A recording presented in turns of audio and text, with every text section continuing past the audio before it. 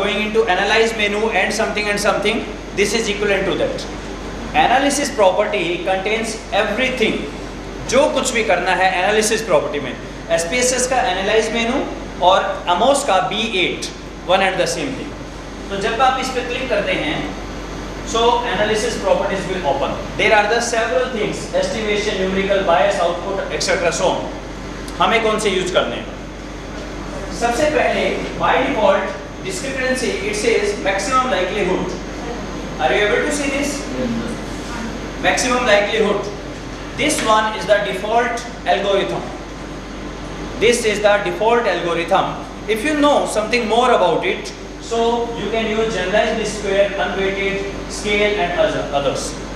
Sir मेरे से एक बात पूछ रहे थे कि हम क्या वर्ल्ड लेवल पे अभी काम कर रहे हैं या दुनिया में लोग इससे भी आगे निकल गए, SCM से आगे.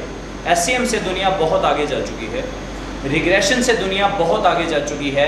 रिग्रेशन की जगह अब हमारा लिस्ट स्क्वायर अलग मेथड्स हैं. ये जो मेथड लिखे हैं generalised least square, OLS is ordinary least square method, वो तो रिजेक्ट हो गया है कि उसमें तो बहुत एरर है. उससे आगे चीज़ जा चुकी है जनरलाइज्ड लिस्ट स्क्वायर, लोग इस पे काम करते हैं. इसके बाद अनवेटेड लिस्ट स्क्वायर है, स्केल फ्री लिस्ट स्क्वायर है. ये चीज़ें हैं जो AMOS can handle provided we know what it is. But here we will work only with the maximum likelihood. Sir B8 tutorial है, जैसे अगर ये डिटेल में पढ़ना अनवेटेड लिस्ट का कोई ट्यूटोरियल है? बहुत सारी ई बुक्स है sir, you can have it from. Okay. B8 is the analysis property. Now there is second important thing, estimate mean and intercept. If your any data got missing value, it won't run until and unless you check on this. I repeat, ideally there should not be missing frequency. अगर फिर भी missing frequency है आपके case में, आपको इतनी फुर्सत नहीं है. एक और इम्पॉर्टेंट बात, people think that there should not be missing value in dependent and independent. No, in any of the column. आपने कहा लेकिन वो 25वां कॉलम मैं तो यूज ही नहीं कर रहा. नहीं, अगर उसमें भी मिसिंग है, AMOS wants pure clean data. अगर आपकी मिसिंग है तो आप SPSS को बोलें, remember replace series mean, that is equivalent to estimate mean and intercept. अगर मिसिंग फ्रीक्वेंसी है आपको इस पे कंपल्सरी टिक करना पड़ेगा, तभी ये रन करेगा, अदरवाइज रन नहीं करेगा. Ideal conditions I will say don't use it. मैं इसको कभी यूज नहीं करता. Reason being, give more attention to data cleaning. Okay, ये तो एक शॉर्टकट है, ये तो एक ही चीज का हुआ ना, वो तो सबको ही एड्रेस करता है. Okay, what others eight times. बस इतना ही है. इसमें फोर्थ में आ जाइए आप, आउटपुट में. इसमें नहीं करना चाहिए. हाँ, मैं सर टिक ना ही करें क्योंकि वहाँ डाटा वहाँ जाकर पहले रेक्टिफाई करें फिर वापस. हाँ, because that is a wholesome process. ये एक शॉर्टकट है, should not be use. Now come to the fourth one, output. Output is the most important thing. Output ही है इसमें जो हमें करना है. आउटपुट में सबसे पहला minimisation history by default touch है. ये बताएगा मैंने ऐसे किया, फिर मैंने ऐसे किया, फिर मैंने ऐसे किया. ओके, क्या है minimisation history? Ma'am was asking कि भाई वो जो कंस्ट्रक्ट की वैल्यू है वो आपने ली कैसे? मैंने कहा था मुझे आर्बिट्रेरी ले ली, कुछ भी ले ली. मिनिमाइजेशन हिस्ट्री सेज पहले ये वैल्यू ली, फिर नहीं आया, फिर ये किया, फिर किया, पूरी ये आपको स्टोरी सुनाएगा. Okay, we are not concern with this. Second is standardised estimate. What is standardised estimate? Standardised estimate is standardised beta. It is standardised beta as well as unstandardised beta. क्योंकि एक मिनट में इसको हटा रहा हूँ output को. Please see here. अब मैं दो चीज दिख रही है.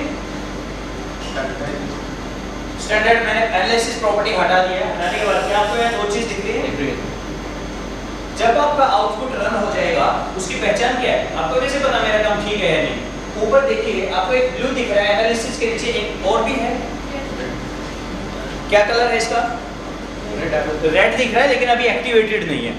The moment your file runs okay, ये रेड एक्टिवेट हो जाएगा. ये रेड एक्टिवेट हो जाएगा, दैट इज ए इंडिकेशन कि आपका काम बिल्कुल ठीक है, रन हो गया है. अगर आपका काम रन हो गया है, you want to see the all the values on the output itself. यहीं पर वैल्यूज सारी लिखी आ जाएगी. Two options are available. If you click on the standardised estimate तो कौन कौन सी वैल्यू आएगी? Standardise relationship correlation, standardise beta. अगर आप इस पे क्लिक कर देंगे तो यहीं पे वो वैल्यू चेंज हो जाएगी, अनस्टैंडर्डाइज रिलेशनशिप कोवेरिएंस, अनस्टैंडर्डाइज बीटा। ओके, सो उसके लिए क्लिक कहाँ पे करना है? क्लिक हमें करना है, मतलब यहाँ तो अपने आप इस पे क्लिक करने से आएगा, पर एस्टिमेट कहाँ से आएंगे?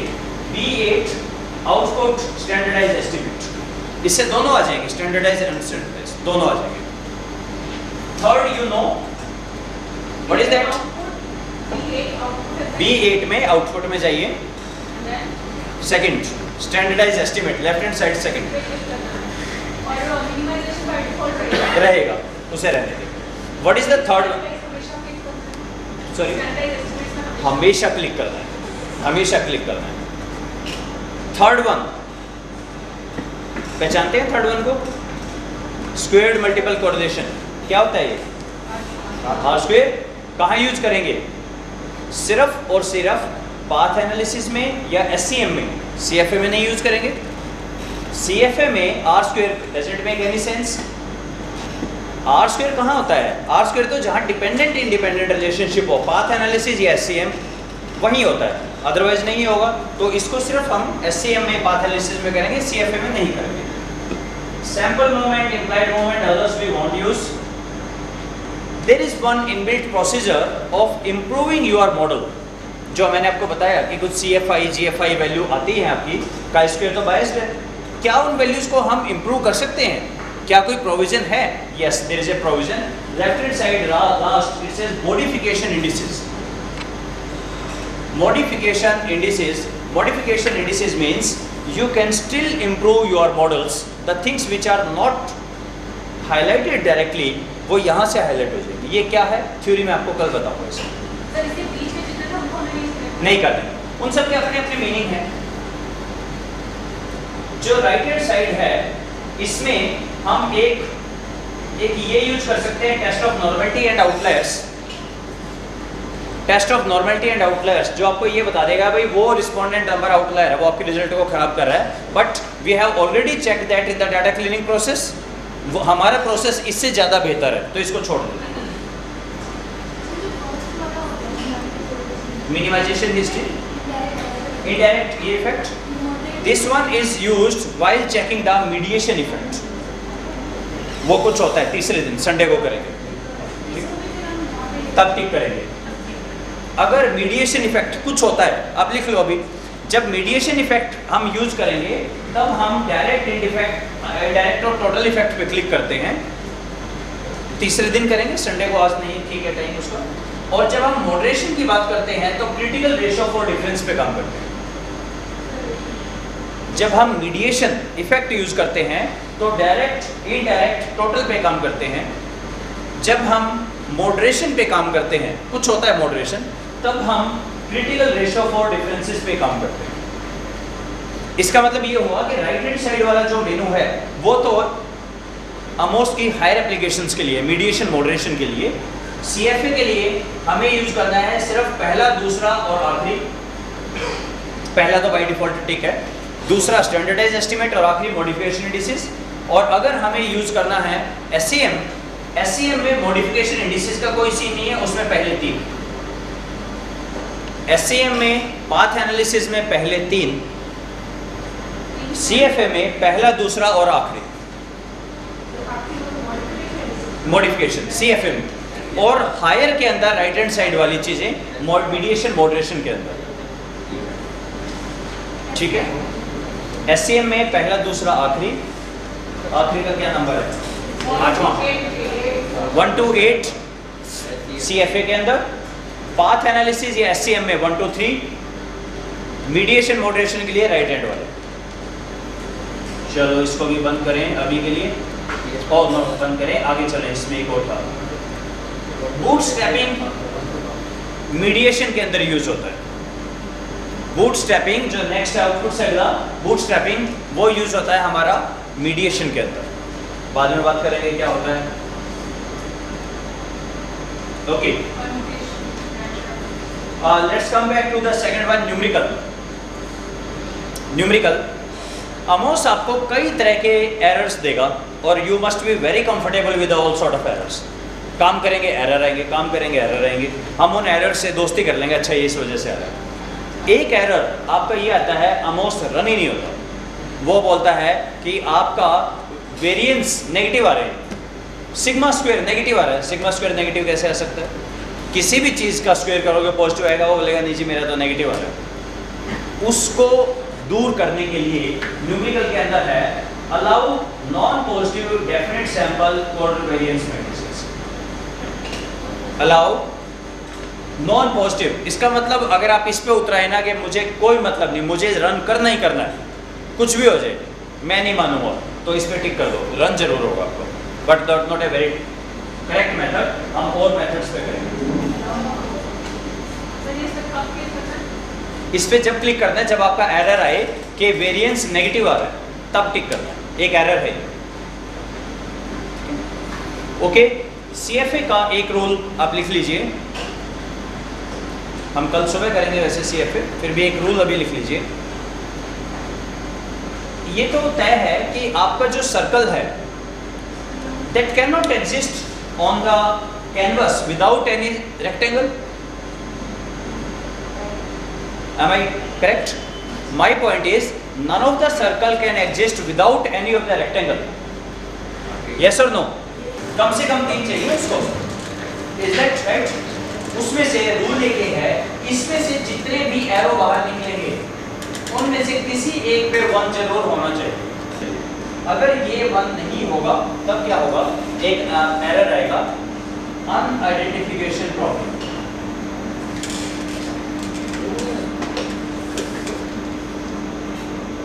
अनआइडेंटिफिकेशन प्रॉब्लम, अनआइडेंटिफिकेशन प्रॉब्लम का क्या मतलब है?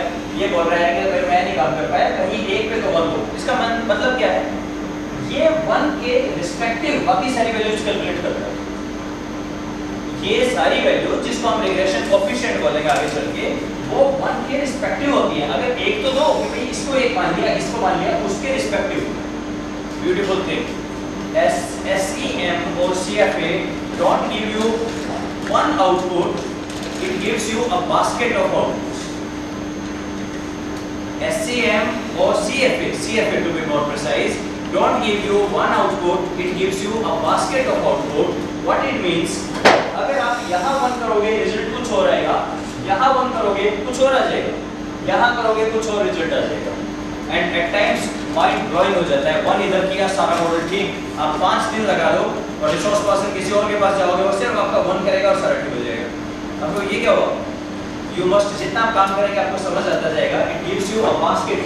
व्हेन आई से एट टाइम्स, तो ऐसा होता है कि जमीन का आसमान हो गया। एट टाइम्स आपको वीडियो देखना चाहिए, SEM सीरीज, ये YouTube के ऊपर अवेलेबल है। गैस्किन प्रोफेसर है, उन्होंने 11 वीडियोस को डाल रखे हैं A to Z of that. मैंने भी इसी सीखा, कोई नई बात नहीं है। Gaskin one of the faculty of SEM, तो इन्होंने एक मॉडल दिया है, उस मॉडल की डाटा फाइल भी दी हुई है, सब कुछ दिया हुआ है। जो 1 आ रहा है वो हम कर रहे हैं, उसका कहाँ कर रहे हैं? जब आप ऊपर वाला C1 को यूज करते हैं, जब आप C1 को यूज करते हैं, रूल ये है एक्सट्रीम लेफ्ट हैंड साइड पे 1 आता है। जब आप ऐसा डायग्राम बनाएंगे, क्योंकि आपने रोटेट कर दिया है, ये ऐसे चला गया। जब आप बाइट फोल्ड बनाते हैं, ऐसे बनते हैं ना, तो इस पे 1 आता है, तो ऑटोमेटिकली आता है। ऑटोमेटिकली इस पे आता है। आप इसको चेंज कर सकते हैं। चेंज कैसे करें? इस एरो पे डबल क्लिक करें, एरो पे डबल क्लिक करें, प्रॉपर्टी खुल जाएगी। सेकंड वहां पे आएगा रिग्रेशन वेट, वहां हटा दें और किसी और पे रिग्रेशन वेट डाल दें। ये हम सारा कल करेंगे, डोंट वरी हो। कल आप इसके जादू देखेंगे, अरे ये क्या, ये बिल्कुल ऐसे कि ऐसा हो गया, ऐसा कि ऐसा होगा। हाँ तो सर, एक ही निकल रहा है, यहाँ तो 1 है, लेकिन इसमें कंस्ट्रक्ट में किसी एक पे 1 है। सर वो नहीं है। वो क्या हो सकता है मैम? आपने 5 बनाए हो इनिशियली, बाद में देखा 4 था, एक डिलीट कर दिया और वो डिलीट हो गया जिस पे 1 था। जब रन करेंगे बड़ा मजा आएगा, वो कहेगा अनआइडेंटिफिकेशन प्रॉब्लम। ठीक है, इसका क्या मतलब हुआ? किसी एक पे एरो है, लेकिन होता क्या है, एट टाइम्स मैं आपको कुछ डायग्राम दिखाऊंगा, इतना बड़ा 25 वेरिएबल, 15 वेरिएबल, 12 वेरिएबल, 8 वेरिएबल, आपको नहीं यही समझ आएगा कि हो क्या रहा है, एरो एरो एरो। उस वक्त आपको नहीं समझ ही नहीं आता कि किस पे आप क्या करते हो। एक मोटा सा लेंस है, लेंस देखा है आपने, जो माइनस वाला है उसके नीचे, माइनस के नीचे इट्स सी 8 9 10 11 12 C12 पे एक लेंस है। एक बार देखना, इस लेंस से शर्लक होम्स बन के आप ढूंढते हो कहाँ गया। उसकी जगह एक शॉर्टकट है एनालिसिस प्रॉपर्टी में, न्यूमेरिकल के अंदर है try to fit unidentified mode. ये B8 एनालिसिस प्रॉपर्टी न्यूमेरिकल के ऊपर है try to fit unidentified model. I don't appreciate this one. ये एक शॉर्टकट है, यूज नहीं करना चाहिए, you should be more careful. लेकिन जब आपका इतना बड़ा हो जाता है आपको पता ही नहीं चलता किस पे वन था, मुझे नहीं पता, आप बोलते हो सिस्टम को भाई तो खुद ही लगा ले। That is called try to fit unidentified model. भाई अपने आप लगा ले, मुझे नहीं पता, कोशिश करनी चाहिए आप लगाएं, लेकिन किसी एक पे कंपल्सरी है ना, किसी एक पे।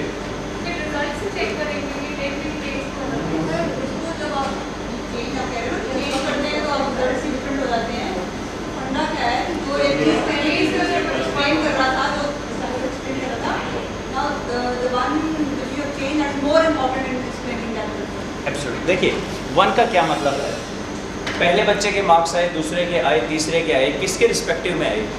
टॉपर के रिस्पेक्टिव में।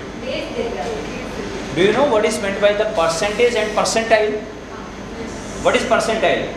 Your marks divided by toppers marks into 100, यानी टॉपर के 100 मानते हुए दोबारा कर दें। Reason being some of the boards like Haryana board जैसे मार्क्स ही नहीं आते वहाँ, तो 70% का तो टॉपर होता है, CBSE में 99 का टॉपर होता है। तो एक्चुअली CBSE में जो आपका 500वीं पोजीशन पे है, हरियाणा बोर्ड का तो टॉपर है वहाँ पे। So what they do, topper is given as the 100 and then calculate the marks, that is called percentile. So when we put 1 का मीनिंग क्या है, इसके रिस्पेक्टिव में अगर इसको 100 माने, बाकियों के कितने मार्क्स हैं? अब देखिए, मैं मान लीजिए एक एवरेज हूँ, ये बहुत इंटेलिजेंट है, इनको 1 दिया तो हम सब बहुत ही छोटे छोटे हो जाएंगे, राइट? सेकेंडली जो सबसे कम है उसको 100 दे दिया तो हमारे सबके 1 से ज़्यादा हो जाएगा। Getting the point? उससे रिजल्ट्स में माइनर चेंज आ जाता है एट टाइम्स। कोई केस ऐसा है, जेम्स गैस्किन ने एक वीडियो में मेंशन किया हुआ है, एक को चेंज किया सब कुछ खत्म हो गया, ये रिलायबिलिटी उड़ गई, ये भी उड़ गया, एक सिर्फ एक को चेंज करने से, और चेंज किया सारा ठीक आ गया। लेकिन मेरा एक्सपीरियंस ये रहा है 19-21 का फ़र्क होता है, ऐसा नहीं होता 0.9 है CFI 0.7 होगी, नहीं, बहुत मामूली सा फर्क होता है, बट यस फर्क होता है। सिस्टम अपने आप बाय डिफॉल्ट तो मैं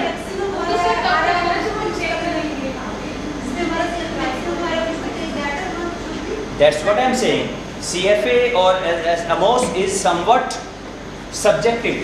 Reason being you can change your results, but not it's a basket of result, limits हैं, आप ऐसे नहीं कुछ भी कर सकते हैं।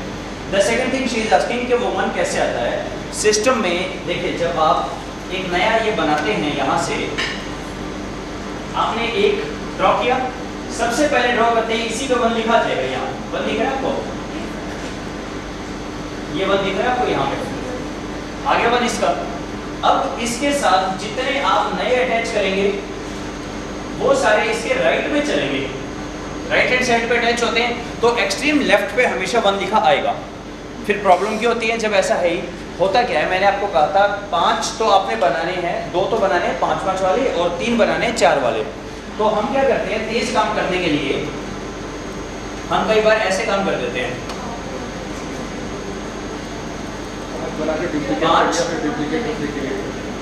ये आ गया, मूव करें, और फटाफट काम करने के लिए कॉपी इससे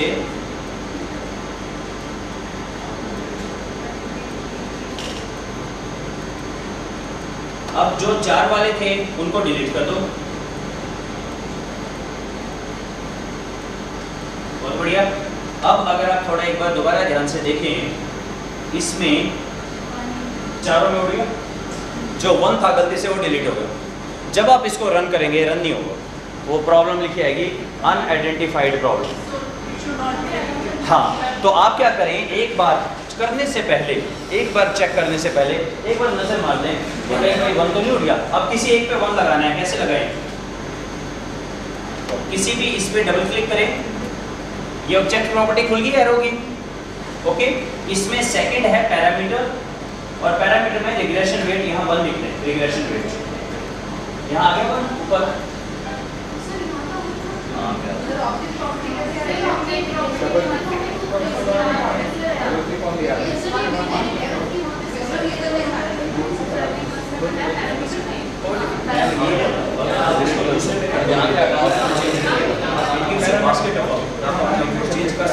जो बेस्ट सूटेड हो वो कर सकते हैं। ठीक है।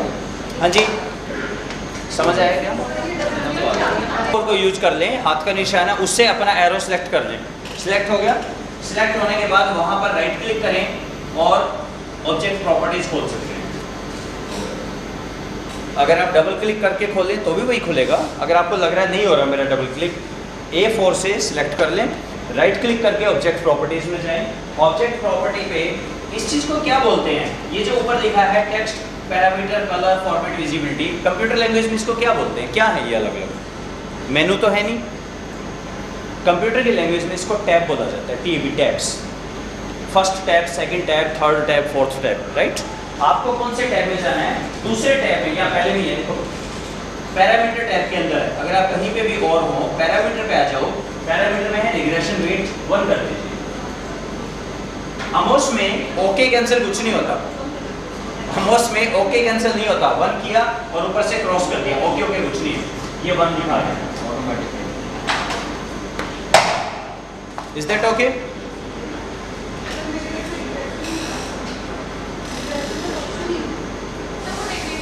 पैरामीटर के अंदर देखिए मैम, क्या पैरामीटर के अंदर है?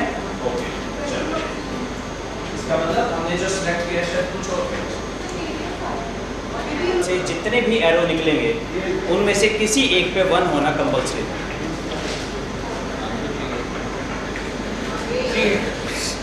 C8 रन, रन रन का है, क्लिक करते ही वो रन करेगा। अब हम क्या करते हैं, यहाँ पे एक पाथ एनालिसिस को कर लेते हैं और फिर हम स्टॉप करते हैं आज का, ठीक है? सो आप देखते जाइए मैं कैसे कर रहा हूँ। सबसे पहले मैंने एक ब्लैंक फाइल खोली, सबसे पहले ब्लैंक फाइल खोली। The first step, attach the file. मैं अपनी फाइल अटैच करता हूँ। मेरी फाइल है मैंने रखी है डेस्कटॉप पे, कार सेल्स अनप्रिपेयर्ड, और इससे चेक कर लिया, हाँ मेरी फाइल अटैच हो गई, ठीक है? मैंने फाइल अटैच की A8 से, चेक की C3 से कि मेरी फाइल अटैच हो गई या नहीं होगी। मुझे रिलेशनशिप चेक करना है सेल्स और प्राइस में। सीधा सेल्स को पकड़ा, चलो भाई अंदर, प्राइस चलो अंदर, ठीक है? सीधा अगर आप ड्रैग करते हैं मेजर्ड वेरिएबल को, उसका बॉक्स अपने आप बन जाता है। अगर आप मेजर्ड वेरिएबल को कैनवस पे ड्रैग करते हैं, उसका बॉक्स अपने आप बन जाएगा। डिपेंडेंट वेरिएबल कौन है? सेल्स। इंडिपेंडेंट है प्राइस, सो एरो ऐसे लगेगा, और डिपेंडेंट के अंदर एक एरर टर्म, डिपेंडेंट के अंदर एक error term, okay? Error term किससे लगाई मैंने? C2 से। इसका एरर टर्म का हर एक का एक पर्टिकुलर नाम होता है। नाम या तो आप इसमें वही इससे सिलेक्ट करें, डबल क्लिक करें और यहाँ पर टेक्स्ट में जाके इसका नाम दें, वेरिएबल नेम, या इसका एक शॉर्टकट है, प्लगइन में है name unobserved variables. Please look for, जितने भी आपके कैनवस पे सर्कल होंगे उनके नाम ऑटोमेटिकली ये दे सकता है। सर्कल्स के, उसके क्यों नहीं देगा? ये बॉक्स के क्यों नहीं देगा नाम? मेजर्ड है वो, तो आप बताओगे ना कौन सा है। सर्कल तो एक कोई भी चीज़ बनेगी, जैसे टेंजिबिलिटी, इसने कहा A1 रख दिया उसका नाम, वो तो रखा जा सकता है, पर मेजर्ड के नाम ये कभी नहीं दे सकता, वो तो आप बताओगे क्या है। जैसे मैं इसको कहूँ भाई सेल्स और प्राइस की जगह A1 B2 दे दे, पॉसिबल ही नहीं है, वो तो आप बताओगे। बॉक्स के नाम सर्कल के रख सकता है, तो मैं प्लगइन यूज कर लेता हूँ नेम अनऑब्जर्व्ड, इसका नाम आ गया E1। एरर्स के नाम ये हमेशा E1, E2, E3 देता है। एंड आप उस पे जाइए, प्लगइन, प्लगइन के ऊपर है नेम अनऑब्जर्व्ड वेरिएबल, उससे जितने भी सर्कल हैं आपके कैनवस पे सबके नाम अपने आप आ जाएंगे। लेकिन जब आप खुद नाम दें तो हमेशा मीनिंगफुल नाम दें, और E1, E2 ये रिजर्व वर्ड है। E1, E2 किसी वेरिएबल का नाम नहीं हो सकता। आपके वेरिएबल का नाम A1 A2 हो सकता है, B1 B2 C1 कुछ भी हो सकता है। E1 E2 नाम नहीं हो सकता वेरिएबल का, क्योंकि वो एक रिजर्व वर्ड है। ठीक, फाइल मैंने अटैच कर दी थी, तो ये मेरा हो गया बिल्कुल वही चीज़ जो रिग्रेशन था। अब रिग्रेशन के लिए मुझे दो चीज़ें और चाहिए थी। आउटपुट में आके मैंने सेकंड पे क्लिक कर दिया और थर्ड पे। रिग्रेशन के लिए 1 2 3, CFA के लिए 1 2 8। इसमें कुछ ओके होता नहीं है, कहीं ओके नहीं है तो ऊपर से क्लोज कर दो, और ये है रन, इसको रन कर दो। अगर ये आपका सारा ठीक है तो ये पूछेगा भाई साहब इसको सेव कर दो अपने काम को। ओके, एनालिसिस प्रॉपर्टी में हमें जाना है आउटपुट में, आउटपुट के अंदर 1 2 3, ठीक है, ऊपर से क्लोज कर दें और C8 इज रन। जैसे ही आप रन करेंगे ये पूछेगा सेव करना है, मैंने इसका नाम दे दिया 1 और इसकी एक्सटेंशन होती है AMW। आप सिर्फ एक फाइल बनाएंगे, 4 और 5 फाइल अपने आप बन जाएगी। एक बैकअप फाइल बन जाएगी, एक सिस्टम फाइल बन जाएगी, एक डाटा फाइल, कुछ भी नाम दे सकते, कुछ भी नाम। मैंने 1 दे दिया, और ये ध्यान रखिएगा कहाँ मैंने SCM फोल्डर के अंदर सेव कर रहा हूँ मैं, सेव। तो ये रन किया, ये रेड एक्टिवेट हो गया ऊपर। अगर रेड एक्टिवेट हो गया तो इसका मतलब आपका आउटपुट